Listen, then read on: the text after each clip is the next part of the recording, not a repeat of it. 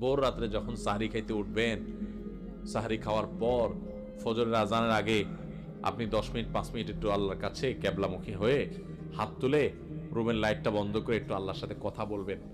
মানুষের সাথে বহুত কথা বলছেন, আল্লাহর সাথে একটু কথা বলে দেখেন। আল্লাহর সাথে কথা বলার স্বাদ আছে ভাই, অনেকে জীবনে একবারও এই স্বাদ পান নাই। একটু কথা বলে দেখেন। ভোর রাতে সাহরি খেতে উঠলে 10টা মিনিট একটু হাত তুলে কথা বলেন।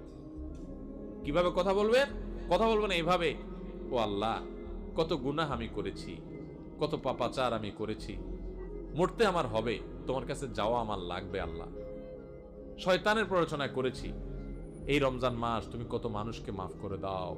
নবী করিম সাল্লাল্লাহু আলাইহি ওয়াসাল্লাম বলেছেন, ওয়ালিল্লাহি উতাকাউ মিনান নার ওয়া যালিকা ফি কুল্লি লাইলা। রমজানের প্রত্যেক রাতে আল্লাহ তাআলা অনেক মানুষকে সাধারণ ক্ষমা ঘোষণা করে দেন, যে যাও অমুক অমুক অমুক অমুক, যাও তোমাদের